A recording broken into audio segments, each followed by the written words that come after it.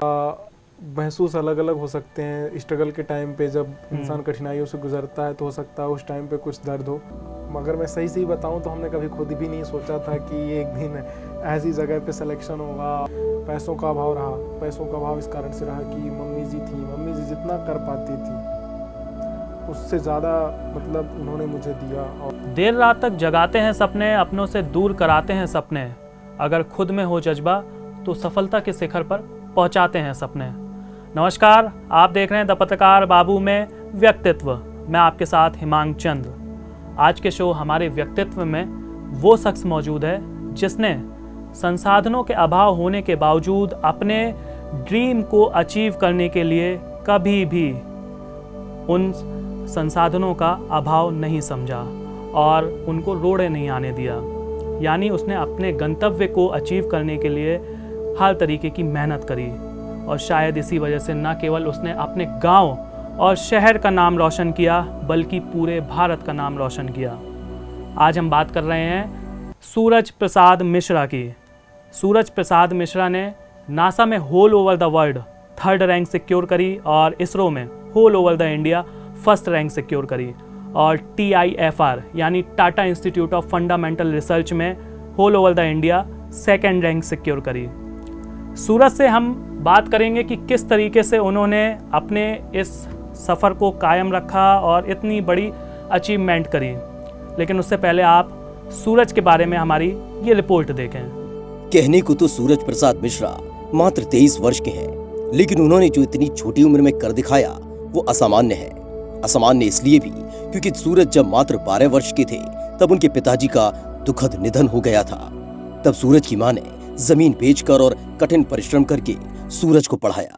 सूरज ने भी उसी तरह से मेहनत की जिस तरह से उनकी मां ने उनके भविष्य को संवारने के लिए की। सूरज ने अपने बीटेक के दौरान ही मेड इजी के भोपाल सेंटर को ज्वाइन किया और गेट में ऑल इंडिया रैंक की 7th पोजीशन हासिल की। इसके बावजूद सूरज शांत बैठने वालों में से कहां थे और फिर सूरज ने सफलता की और बड़ी दास्तान लिखने के लिए अपनी पढ़ाई जारी रखी और इसरो में ऑल इंडिया रैंक पहली पोजीशन हासिल कर टॉप किया। लेकिन सूरज का सपना तो अमेरिका के अंतरिक्ष विभाग यानी नासा में वैज्ञानिक बनने का था। इसलिए उन्होंने अपना प्रयास जारी रखा और वर्ल्ड की बेस्ट स्पेस एजेंसी यानी नासा में whole over the world 3rd rank secure की। कवि हरिवंश राय बच्चन की पंक्तियां, कोशिश करने वालों की कभी हार नहीं होती, सूरज मिश्रा के लिए पूर्ण रूप से सही चरितार्थ होती है। आगे की उनकी सफलता और संघर्ष भरी कहानी सुनाएंगे उन्हीं की जुबानी। सूरज, बहुत बहुत स्वागत आपका हमारे शो व्यक्तित्व में। Thank you. कैसे हैं आप? बहुत अच्छे हैं, बहुत अच्छा लग रहा है और अच्छा चल रहा है सब कुछ।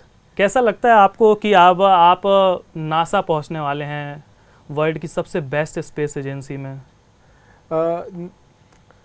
अगर महसूस करने की बात करें तो सबसे पहली चीज़ तो मैं यही बोलूँगा कि महसूस अलग अलग हो सकते हैं। स्ट्रगल के टाइम पे जब इंसान कठिनाइयों से गुजरता है तो हो सकता है उस टाइम पे कुछ दर्द हो, पर हर दर्द का एक अपना एहसास होता है और हर सफलता का भी एक अपना एहसास होता है और दोनों को अचीव करने के बाद दोनों का एक अपना अपना वजूद है।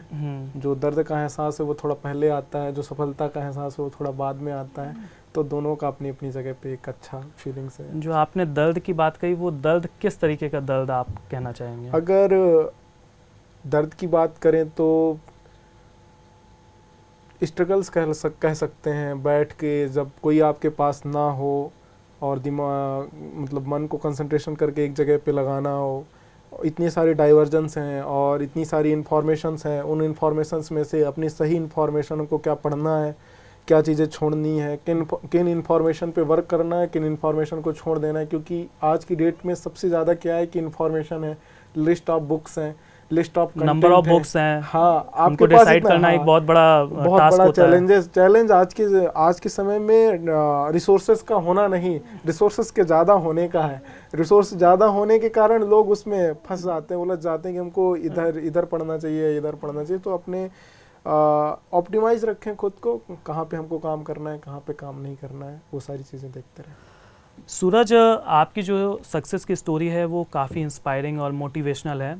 और ये जो स्टोरी है जब मैंने सुना तो काफ़ी मैं भावुक भी हुआ। तो कैसे एक किसान परिवार का बेटा उसके जहन में आता है इतना बड़ा कुछ कर दिखाने का? सर मगर मैं सही बताऊं तो हमने कभी खुद भी नहीं सोचा था कि एक दिन ऐसी जगह पे सिलेक्शन होगा और फिर यूएसए से बुलावा आएगा और जाना पड़ेगा, सारी चीज़ें ऐसी होंगी।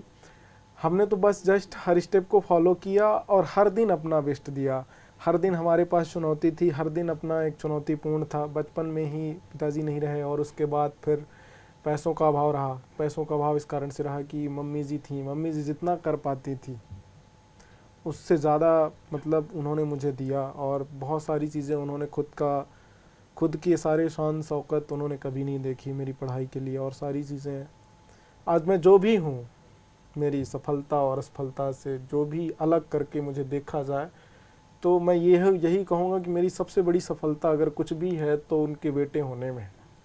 उससे ज़्यादा मैं कुछ भी ना कभी सफल हो सकता हूँ और उससे ज़्यादा ना ही मैं कभी कुछ हासिल कर सकता हूँ, क्योंकि उन्होंने जो शुरुआत की आज भी मुझे याद है। जब मतलब क्लास 10th में गांव से पास आउट हो गया था, मुझे रीवा जाना था, तो एक छोटी सी स्टोरी है कि हमारे यहाँ बरुआ का संस्कार होता है ब्राह्मण में, तो उसमें मामा जी मनाने जाते हैं। अच्छा। तो हमको मामा जी ने हमारे कुछ रुपए दिए थे और कुछ चीज़ें और भी मिलती हैं बहन बुआ की तरफ से, वो हमने पैसे इकट्ठे कर रखे थे। तो हमारी मम्मी ने और जोड़ा, फिर हमने उससे फर्स्ट मंथ ऑफ जो हमने रूम लिया रीवा में उसका किराया दिया। फिर उसके बाद मम्मी ने कुछ भैंस वगैरह रखी थी तो उससे घी दूध वगैरह बेच के पैसे देती थी और उससे हम लोग मतलब वो 800 रुपये इतना चैलेंजिंग होता था। मेरे रूम का रेंट था 800 रुपये। वो 800 रुपये ही आज आपको इस मुकाम तक पहुंचाने में सबसे सफल कारगर हुए हैं। हाँ, कभी कभी ऐसा होता था वो 800 रुपये भी हम टाइम से पे नहीं कर पाते थे, पर हमारी वो मकान मालकिन हमको आज भी याद है। अगर आप ये वीडियो देख रही हैं तो आपको thank you so much. Dikshit aunty ji थी। तो अगर दीक्षित आंटी अगर आप ये वीडियो देख रही हैं तो आपके यहाँ जो रेंट में रहते थे सूरज प्रसाद मिश्रा, वो आपको थैंक यू कह रहे हैं और आप आशीर्वाद दीजिए कि और भी आगे ये नाम रोशन करें, इसी तरीके से आपको हमेशा याद भी रखें। तो सूरज, आपने बताया कि जैसे आपके पापा बहुत जल्दी ख़त्म हो गए थे, शायद मुझे याद है जहाँ तक मैंने पढ़ा कक्षा 8वीं में थे आप। तो आपने बताया भी अभी कि फाइनेंशियल बैरियर्स काफ़ी देखने को मिले, तो किस तरीके से उन फाइनेंशियल बैरियर्स को तोड़ते हुए आप आगे बढ़े, कोचिंग्स भी आपने करी, तो किस तरीके से आपको वहाँ पर हेल्प सपोर्ट मिला? फिर सर मैं ये कहूँगा कि जैसे अगर बैरियर्स की बात की जाए तो बैरियर्स हम एक जो है फिजिकली महसूस कर लेते हैं, एक होता है मेंटली महसूस कर लेते हैं। तो ये जो मनी था हम लोगों के लिए बैरियर, ये हम लोगों को केवल मेंटल लगता था। मैं 5000 रुपये लेके कोटा चला गया था, कोटा राजस्थान कोचिंग करने। ये मेरी मतलब ऐसा था कि मैं ये जानता था कि मैं वहाँ पहुँच जाऊँ उसके बाद मैं कोचिंग कर लूँ। मैं 5000 रुपये लेके गया, वहाँ एडमिशन ले लिया, 5000 रुपये में रूम ले लिया, मैंने अपनी पढ़ाई शुरू कर दी। फिर मेरी मम्मी ने यहाँ से अरेंज करके पैसे भिजवाए। अगर मैं ये सोच के जाता कि जब तक मेरे पास पूरे पैसे नहीं हो जाएंगे तब कोचिंग के जमा करने के, तब तक मैं कोटा नहीं जाऊँगा, तो शायद मैं कोटा ना जा पाता। और मतलब जो कोचिंग सेंटर थी, जो मैंने IIT JEE की कोचिंग की, वो मेरा लाइफ का टर्निंग पॉइंट था। वहाँ से मुझे ऐसा मतलब कि मेरी ज़िंदगी ना 180 रोटेट हो गई थी पूरी। वहाँ पे जाके मैंने मैच देखना बंद कर दिया। अच्छा, मैच के शौकीन थे क्या? मैच के बहुत मतलब मैच देखना हमारे घर में एक ट्रेंड था। मैं भी कक्षा 8वीं तक काफ़ी शौकीन रहा और फिर उसके बाद मैं भी इस चीज़ को अपने शौक को खत्म कर दिया। वहाँ पे जाके बिल्कुल अब मैच से पूरा इंटरेस्ट ही खत्म हो गया। कोई देखता भी है तो भी मैं नहीं देखता, कोई मतलब ही नहीं रहता मेरा। और वहाँ पे बहुत सारे मतलब लोगों से मिलना कम हो गया। मैं बहुत फ्रेंडली था, बहुत सारे दोस्त होते थे मेरे। तो फिर इंट्रोवर्ट टाइप हो गए फिर? हाँ, वहाँ पे जाके इंट्रोवर्ट। और ये एक हकीकत भी समझ में आने लगी कि ज़िंदगी की हकीकत कैसी है, ऐसी नहीं है, ऐसी है। और मेहनत सुबह से लेके शाम तक, ये सारी चीज़ें थी। वहाँ कोटा ने बहुत कुछ सिखाया। मैं वहाँ पे रूम का रेंट कैसे मेरी मम्मी पे करती थी, जब मुझे आज भी वो दिन याद आते हैं तो कभी भी आप खुद पे बिलीव करना उन सारी चीज़ों पे बहुत कठिन हो जाता है जब हम पलट के देखते हैं। और कभी मुझे याद आता है कि हमने 2000 रुपये के लिए कैसे कैसे लोगों के आगे हाथ जोड़े, आपको यकीन भी नहीं कर सकते। मतलब आप समझ रहे हैं ना कि मतलब 2000 रुपयों के लिए मम्मी ने क्या क्या किया होगा, मुझे नहीं पता है। और थैंक यू सो हो जाते होंगे उस वो मैं याद सिनेरियो को याद करके। खुद पे भी कभी बिलीव नहीं होता कि मतलब ऐसे हुआ होगा, पर चलिए ठीक है, जो हुआ तो अच्छे के लिए हुआ। जो भी होता है अच्छे के लिए हाँ। होता है कहा जाता है। और जिनके यहाँ मैं कोचिंग किया था उन्होंने मुझे स्पेशली फ़ोन किया और मुझे थैंक्स कहा। श्री नितिन विजय जी जो डायरेक्टर हैं मोशन के, तो उन्होंने मुझे फ़ोन किया और थैंक यू कहा और कॉन्ग्रेचुलेशंस कहा। तो वो वक्त कुछ और था, वो तो सबकी लाइफ में ही होता है। जहाँ तक मैंने सुना है कि आप बीटेक के दौरान ही आपने शुरू कर दिया था अपना कोचिंग करना गेट को लेकर के। पहले मैं 12th तक अपनी लाइफ को नोटिस नहीं करता था। मैं सिर्फ मेहनत करता था, ऑब्जर्वर नहीं था। अच्छा। वहाँ पे जाके जब मेरे रिजल्ट कम आना शुरू हुए कोटा में, तब मैंने वहाँ पे पहली बार मुझे फैल का एहसास हुआ, मेरे नंबर कम आए। और वो ऐसा एक पॉइंट था जहाँ पे मैंने अपना सब कुछ डाल दिया था। मेरे पास जो भी पूंजी थी वो हमने लगा दी। मैं जितनी मेहनत कर सकता था, मुझे नहीं लगता उससे ज़्यादा मेहनत मैं आप कभी कर पाऊँगा या नहीं कर पाऊँगा, मुझे नहीं पता। पर मैंने अपना 100% दिया था वहाँ पर जाके। जो मुझे आज भी याद है, मैं 4 घंटे 5 घंटे से ज़्यादा तो शायद ही कभी सोया होऊंगा, 5-6 घंटे ही ऐसे ही सोता था और पूरी दिन मेहनत करता था। कोचिंग 2:30 से कोचिंग होती थी 9:30 तक, फिर वहाँ से आके 2 बजे तक पढ़ना, फिर सुबह 7 बजे उठ जाना, फिर 12 बजे के पहले 3-4 घंटे पढ़ना। उसके बाद जब मैं फेल हुआ तो मुझे एक चीज़ एहसास हुआ कि कोई भी चीज़ के लिए एक ऑब्जर्वर होना और विद इन द टाइम आप चीज़ों को ऑब्जर्व कर पाओ, तभी आप सफल हो सकते हो। अगर आप टाइम लिमिट के आउट जाके आप ऑब्जर्व कर पाओगे, ऑब्जर्व करते हो, तो सिर्फ आप रिग्रेट कर सकते हो। उससे ज़्यादा आपको रिग्रेट के अलावा कुछ भी नहीं मिलेगा। With in the time, with in the age limit, with in the, क्योंकि लाइफ केवल एज है और आपको विद इन द टाइम आपको वो चीज़ ऑब्जर्व कर लेनी है, पकड़ लेनी है कि हमको जीवन में ये करना है और हमको ये चीज़ करने के लिए अभी इतना एफर्ट करना ही होगा। जैसे कल मुझे कहीं जाना है तो उसके लिए मुझे आज इतनी प्रिपरेशन कर लेनी चाहिए जिससे मेरा कल का काम हो जाए। तो वहाँ से मैंने ये सीखा था कि इस बार मैं कुछ भी प्रिपरेशन करूँगा। वहाँ से जब मैं फेल होके लौट रहा था, इतना पहले शुरुआत करूँगा कि मेरी तैयारी 1 साल पहले ही पूरी ओवर हो जाए। और वैसा ही हुआ। हमको TFW में कॉलेज मिल गया, तो कॉलेज की फ़ीस नहीं लगती थी। अच्छा। और हमने क्या किया, मम्मी की हेल्प से लोन उठा लिया बैंक से, KCC से। तो किसान क्रेडिट कार्ड से। हाँ, किसान क्रेडिट कार्ड से। और उसके बाद हमने प्रोसेस शुरू की अपनी मेडी जी की। और पहली बार जब मैं फर्स्ट ईयर में था और मेरा ED का पेपर था, मुझे आज भी याद है, दूसरे दिन मेरा ED का पेपर था, उसके पहले दिन ही मेरी कोचिंग थी। तो मैं उस दिन भी कोचिंग गया था और वहाँ से मैंने शुरुआत की। और थर्ड ईयर में, जब मैं थर्ड ईयर में था, तभी मैंने TIFR दिया और उसमें ऑल इंडिया रैंक 2nd आ गई थी।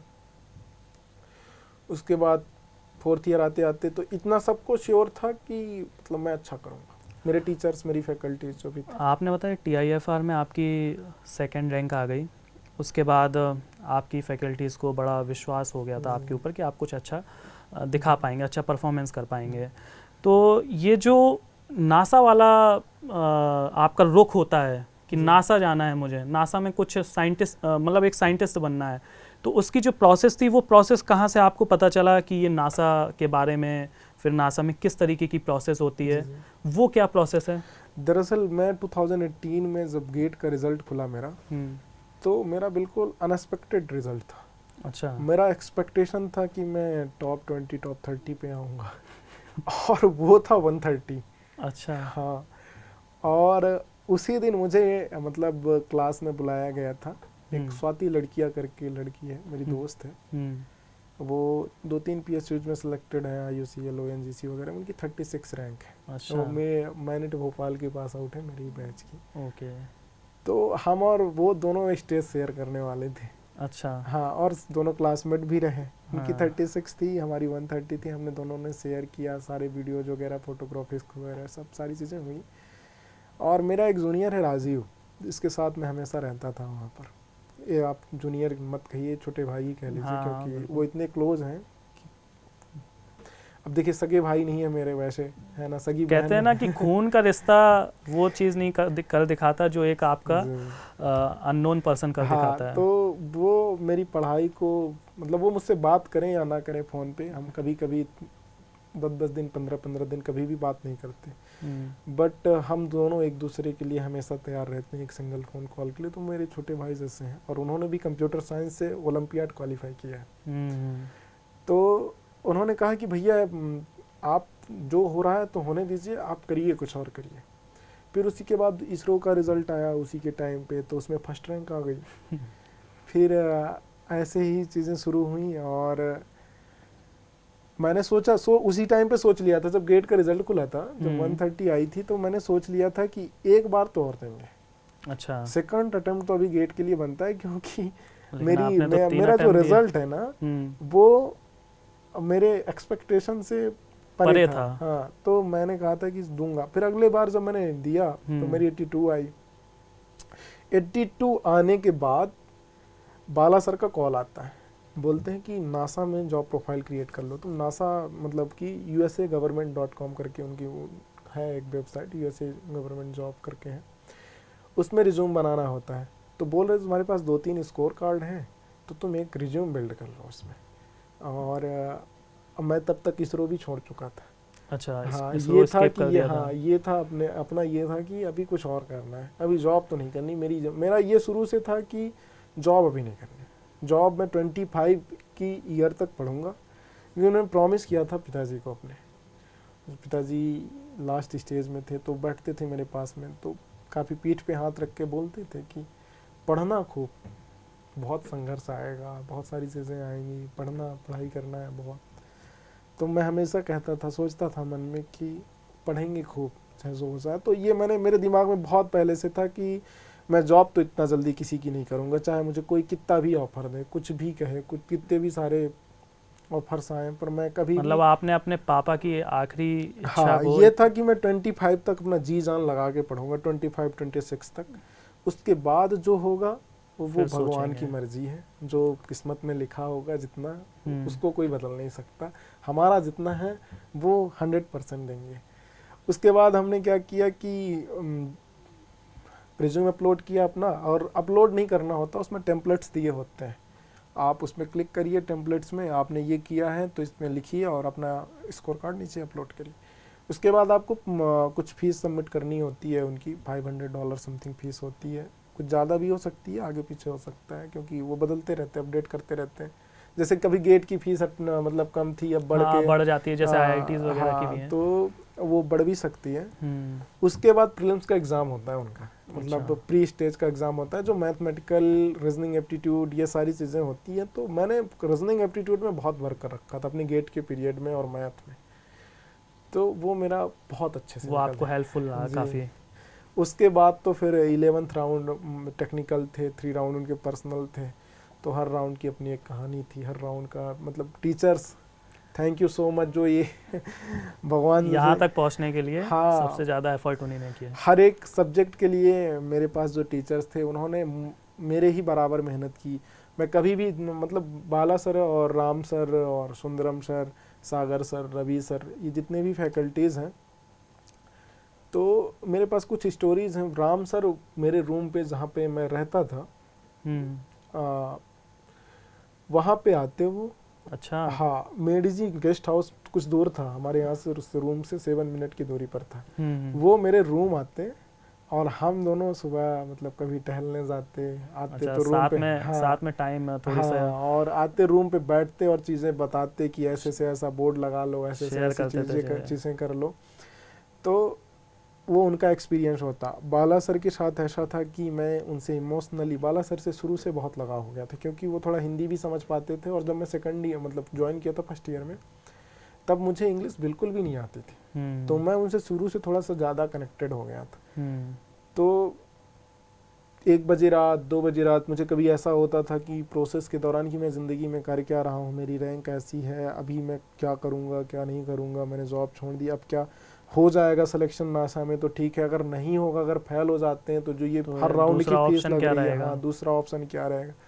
तो वो हमेशा रात को भी फ़ोन उठाते, बोलते सो जाओ, कभी वीडियो कॉल करते, समझाते। तो वो एक जो मतलब 2.5 ईयर एग्ज़ाम चला, मतलब आप फरवरी 2019 से लेके 2021 को मई जून के अप्रॉक्स में रिज़ल्ट आया था। तो ये जो लॉन्ग ड्यूरेशन था पूरा, उसमें उन्होंने हमेशा मुझे मोटिवेट किया। और फिर उसी 2020 में मैंने गेट भी लिखा, तो उसमें मेरी 7th रैंक आ गई। तो फिर एक वो जो गेट का था अपना दिमाग में, तो 2020 में मैंने सिर्फ 20 डेज गेट के लिए प्रिपरेशन किया था। आपने बताया था कि 20-30 गेट में आपकी 82 रैंक आई थी, कौन से सेकंड अटेम्प्ट में आई थी? हाँ जी। मुझे एक वाकया याद आ रहा है। एक मेरे नोन है हिमांशु गुप्ता, जी। भोपाल के पास ही एक सीहोर ज़िला है, वहाँ के रहने वाले हैं। तो वो क्लैट की प्रिपरेशन कर रहे थे। जी।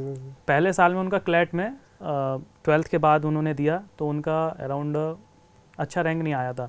उनका एक ड्रीम था कि सिर्फ वो बेंगलोर NLU चाहिए उनको। हाँ। तो बेंगलोर NLU के लिए उन्होंने दूसरी साल इतनी जद्दोजहद करी, इतनी मेहनत करी कि होल ओवर द इंडिया उन्होंने 5th रैंक सिक्योर करी। तो ये काफ़ी मतलब उनका जो स्ट्रगल का था वो एज सिमिलर टू आपका, तो मुझे थोड़ी सा नहीं, समझ में मेरा आया। तो कभी ऐसा नहीं था कि मैं फेल हो जाऊंगा तो कुछ नहीं, मतलब मैं सिमिलर इन द सेंस कि एक जिद थी कि मुझे करके दिखाना है। मेरा ऐसा था ना, मेरा आज भी ऐसा है कि मैं गेट कभी रिजल्ट के लिए नहीं लिखूंगा। कभी ऐसा नहीं कि मुझे गेट से PSUs की जॉब चाहिए या गेट से मुझे IIT चाहिए। मैं पहले से ही IIT दिल्ली का ड्रॉप आउट हूँ, तो मुझे कोई IIT की एक्सपेक्टेशन नहीं है। मैं गेट ऐसा है कि मैं खुद को चेक करने के लिए लिखूंगा। हाँ, अभी मैं 21 का अभी UPSC देने जा रहा हूँ। 21 का UPSC मेरे एग्जाम्स होने ही वाले हैं, मेंस। तो उसके बाद अगर मैं कुछ कर पाता हूँ मेंस एग्जाम के बाद, जैसे अगर मेंस वगैरह हो जाता है मेरा अच्छे से, सब कुछ हो जाता है, तो फिर मैं लिखूंगा गेट। 21 का फॉर्म डालूंगा। फिर से गेट लिखेंगे आप? बिल्कुल। मैं फिर से आप अपने आप को देखना चाहेंगे कि कितना? बिल्कुल। मैं 1-1.5 महीने प्रिपरेशन करूंगा और मैं ये चाहता हूँ। और फिर नासा का क्या रहेगा आपका? जब भी मुझे मौका मिलेगा इंडिया में आके परफॉर्म करने का, जब भी मुझे टाइम मिलेगा, चाहे वो प्रोजेक्ट बेसिस हो, मेरे पास अच्छे प्रोजेक्ट्स रहते हैं, अच्छी कंपनियों से मुझे रिप्यूटेशन में बुलाया जाता है। चाहे वो प्रोजेक्ट बेस में हो, चाहे वो एग्ज़ाम बेसिस में हो, या किसी गवर्नमेंट की हेल्प के बेसिस में हो, जब भी मुझे लगेगा और मुझे वहाँ से छुट्टी मिलती है और अगर, तो मैं बिल्कुल आऊँगा।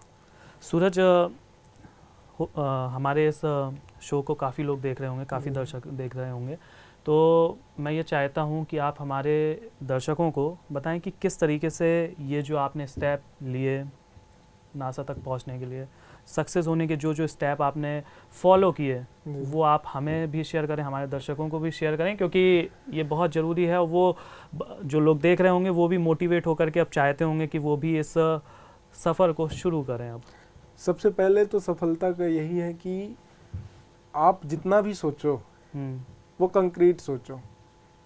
कोई भी काम करो तो ऐसा मत करो कि यार हाँ बस कर दिया, है ना, इतना पढ़ लिया अब इसके आगे हर काम का एक मोटिव बना के करो कि हम इस काम पे उतरे हैं तो अब हम इसको फिनिश करके लौटेंगे।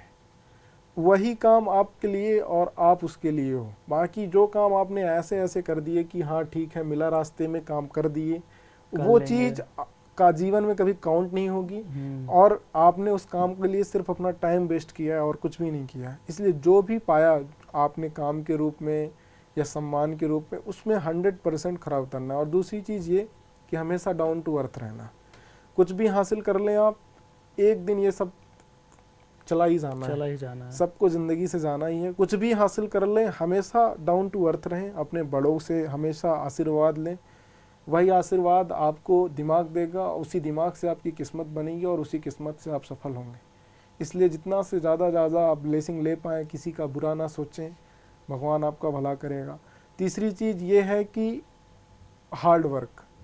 मैं हमेशा हार्ड वर्क और स्मार्ट वर्क दोनों पे बिलीव करता हूँ, पर मेरा ये मानना है कि अगर आप खुद को टैलेंटेड नहीं समझते, आपको ये लगता है कि हम टैलेंटेड नहीं हैं, तो पहले आप खुद को टैलेंटेड बना लो, और वो केवल और केवल हार्ड वर्क से होगा। उसके बाद जब आप एक प्रोसेस से गुजर जाएंगे, उसके बाद थोड़े दिन बाद उसी काम को आप करने में थोड़ा कम टाइम लगाएं, वही स्मार्ट वर्क कहलाता है। तो आप धीरे धीरे स्मार्ट वर्क की तरफ सीधे मत जाएं, सीधे मत सोचें कि हमको कितना टैलेंटेड एक ही बार में होना है, ऐसा नहीं है। मैंने भी गेट में एक्सपेक्टेशन रखा था कि मैंने 3-4 साल कोचिंग की है तो मेरी बहुत अच्छी रैंक आनी चाहिए। किस्मत में मेरे नहीं लिखा था, मैं हमेशा टेस्ट में बहुत अच्छा परफॉर्म कर पाता था। इनफैक्ट मेरे टीचर हमेशा बोलते थे कि मैं 28 में ही फर्स्ट रैंक ले आऊँगा, 2018 में ही फर्स्ट रैंक ले आऊँगा। वो नहीं हो पाया, पर मैंने उसको कभी अपने उससे रिलेट नहीं किया कि अब मैं नहीं ले आ पाया हूँ तो कुछ ना कुछ कैसा कुछ नहीं। मैंने ये कहा कि ठीक है, I will accept it. And बहुत सारे रिजल्ट आप अपनी गलती को एक्सेप्ट करते थे? हाँ, मैं जो भी होता था, जो भी मुझसे गलतियाँ होती थी, मैं सुबह उठते ही, आज भी मेरा शेड्यूल है, मैं 4 बजे उठता हूँ सो के, जब मैं अपने काम की जगह पर होता हूँ। अगर लेट नाइट तक नहीं काम किया है, अभी भी जो भी मैं काम करता हूँ तो मैं हमेशा उसमें 12-1 बजे रात तक, 2 बजे रात तक, अभी मैं कल भी एक प्रोजेक्ट पर काम कर रहे हैं हम लोग, तो 2 बजे रात सोए थे।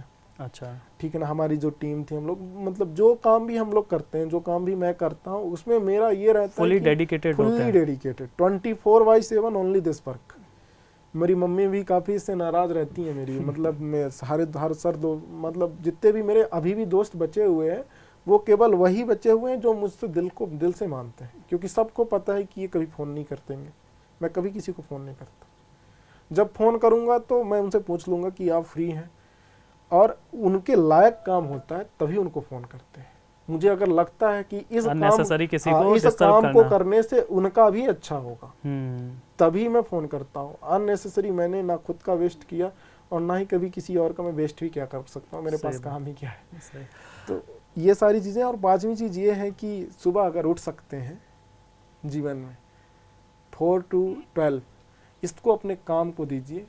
इसको ना तो आप रिश्ते बनाने में दीजिए, और ना ही अपनी नींद को दीजिए, और ना ही किसी और के लिए दीजिए। इसको आप खुद के लिए दीजिए। अगर कोई आपको काम मिला है तो आपका खुद का ही काम है। आप 4 to 12 मॉर्निंग बिल्कुल एकदम पूरा एक पकड़ के रखिए कि हम जो मॉर्निंग अगर 4 बजे उठते हैं और सुबह 12 बजे तक अपना काम निपटा लेते हैं, तो जो इंसान 8 से 9 बजे सो के उठता है, आप उससे 3 गुना ज़्यादा बेहतर कर पाते हैं। ये आप बिल्कुल याद रखिए। 4 to 12 अगर आप काम करते हैं, ये 8 आवर होते हैं, 8 आवर का वर्किंग ऑफिस होता है। ये इतने प्रोडक्टिव आवर होते हैं कि आपकी life with in the 6 month to 7 month ये चेंज कर सकते हैं। आपने अभी एक बात बोली थी कि अगर किसी चीज़ में उतरो तो फुली उतर के, हाँ, जब तक खो ना जाए तब तक उतरे रहो। मुझे एक कविता याद आ रही है। जब मैं कक्षा 5वीं-6वीं में था तो मेरी एक मैम थी, एस्ता लाल मैम, हिंदी पढ़ाया करती थी। हिंदी में उनकी अच्छी पकड़ थी। हरिवंश राय बच्चन जी की कविता है, नन्ही चींटी दाना लेकर चलती है, चढ़ती दीवारों पर 100 बार फिसलती है, मन का विश्वास रगों में साहस भरता है, चढ़कर गिरना गिरकर चढ़ना ना खरता है, और आखिर उसकी मेहनत बेकार नहीं होती और कोशिश करने वालों की हार नहीं होती।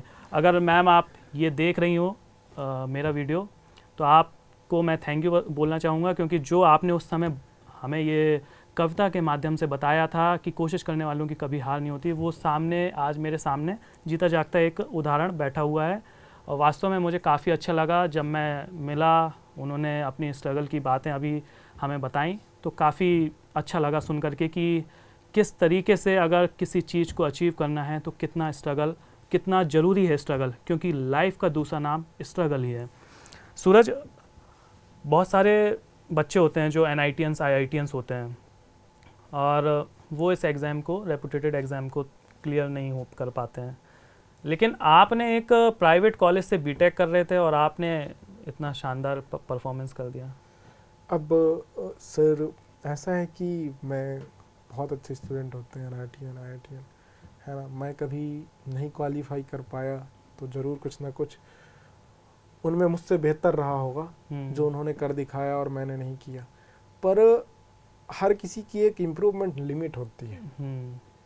कौन कब अपने इम्प्रूवमेंट पर फोकस करता है, ऐसा नहीं है कि जो इंसान 30 तक कुछ नहीं कर पाया वो बाकी के 60 तक कुछ नहीं कर पाया। सही बात है। सफलता इस बात से नहीं डिफाइन की जा सकती है कि जो सफल नहीं हो पाए हैं, जो असफल हैं, वो अब बिल्कुल बेकार है, वो कुछ नहीं कर सकते। धीरू भाई अंबानी बेस्ट एग्जाम्पल। जी जी जी, आप बहुत सारे एग्जाम्पल्स मिल जाएंगे, बहुत सारे ऐसे एग्जाम्पल्स मिल जाएंगे जो आपको नज़र नहीं आ रहे हैं, वो भी सफल हैं। जो गांव से उठ के आए और अपना दिल्ली में एक मकान बना लिए और बेंगलोर में अपना एक घर खरीद लिए, वो भी बहुत बड़े सफल हैं। क्यों नहीं सफल हैं? गांव में लोग मकान नहीं बना पा रहे।